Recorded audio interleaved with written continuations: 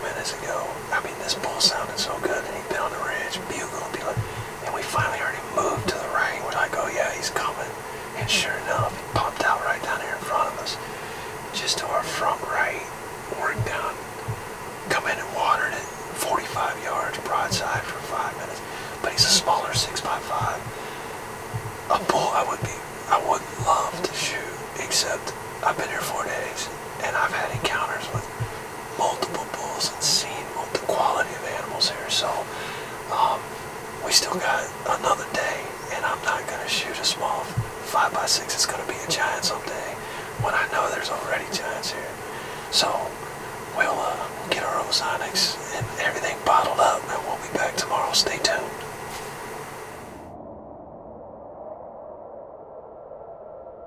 Morning at day 5. We're on the back side of the property, on the back side of the mountain. We've done this 3 days of the 5. This is day 4 of that. It's quiet. We're gonna sneak up and try to get to the top. We hunted a windmill the other day. Lots of animals, good animals. So we're gonna try to make our way up there before get ahead of them as they're coming up from the bottoms. So here we go.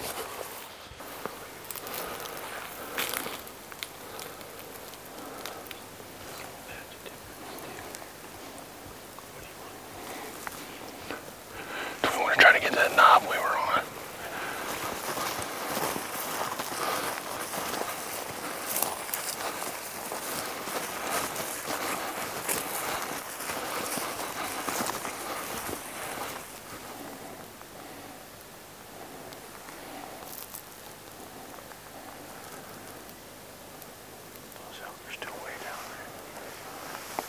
You see him?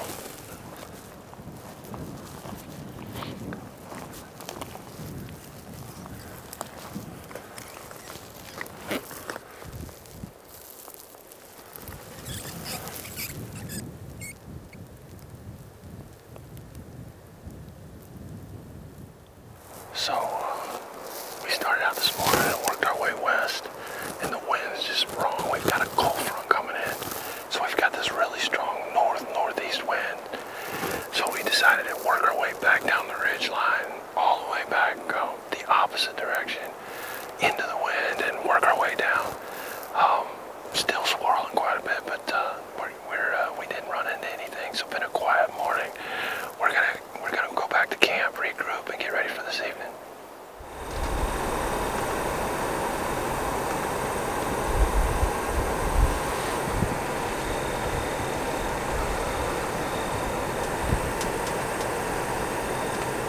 Alright, so it's afternoon of day 5, last day. We hunted hard this morning and just didn't have any luck. We're back here at the water hole, which the first 3 days was an absolute zoo. So it was a little bit slower last night, but about 7:20 or so, we did have a nice bull.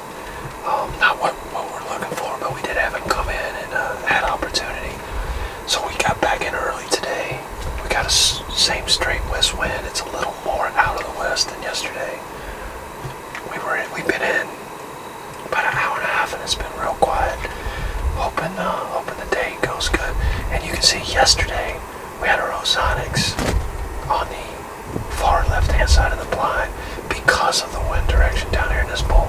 But today, because it's hitting us right in the face, we've got the units over here exiting as the wind comes through, exiting out of the back of the blind. So we're gonna stay focused and see if we can get it done. Last day, last few hours in Montana.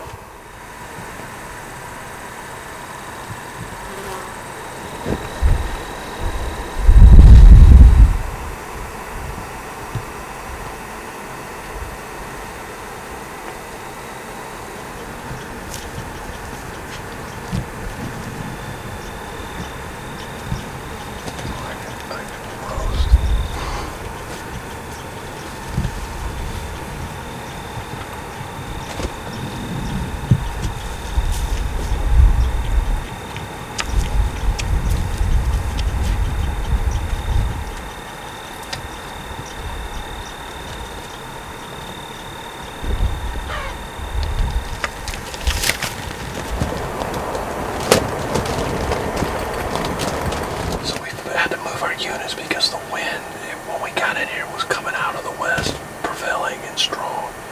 But with that northeastern coming in that front, the wind has shifted to the southeast, and it was east. And we were testing the wind earlier, and it was blowing out this way. So I actually moved the units from the back of us, one to the front and one to this window. And we had an elk come in. We hadn't realized how far south the wind had shifted, and he got down here downwind of us and popped and busted on our wind. So we started checking the wind again, and now we're finding out that the wind's going has come to the southeast almost steady. So we gotta move these windows and protect these windows out the front. It's literally going out, dropping down, and then hooking back north. So that's where we're dumping all of our ozone. We just gotta keep an eye on the wind, because it's supposed to around 7 shift more east, which is out to our front. Coming out of the east, so it'll be blowing due west, which is to our front. But we got bulls bugling, and we'll see what we can get done.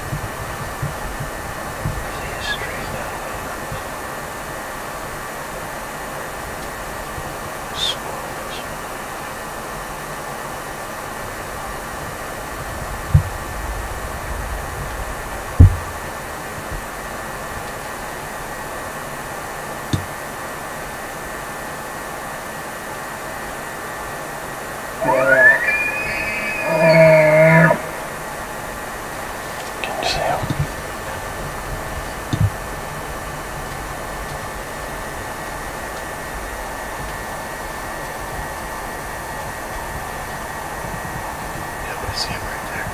Got him.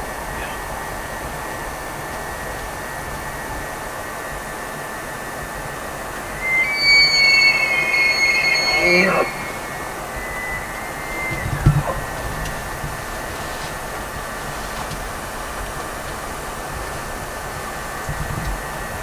There's another one. There's one. Where is it? Smaller one now. And he's walking behind us.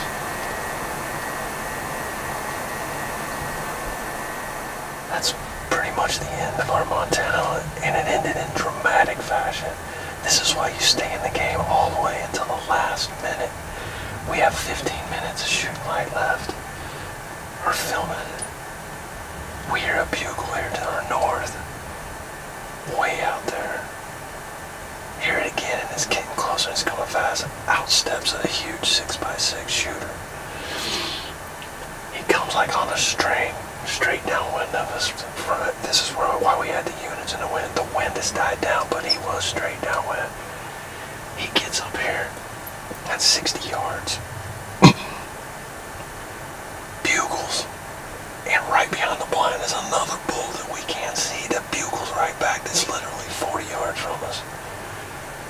Well, when he does that, he stops heading to the water and starts going behind us. So, the only opportunity we were going to have with the time was, I thought, maybe we could spin around and open this back a little bit. And it just didn't work. Couldn't do it. We couldn't film and do that. He kind of buggered up about 40 yards. The other one moved to us until he was right behind us, and he was up here at about 50 or 60 yards behind a tree, and them two were still talking to each other. The big one is up on the flat right behind us. The second one is walked away toward the southeast, and we had a third one pop out up here. I never got a good look at him, but he was moving right to left, and I did see him for a second. Don't know where he went, but we literally came this close to getting the deal done. Always stay in the hunt.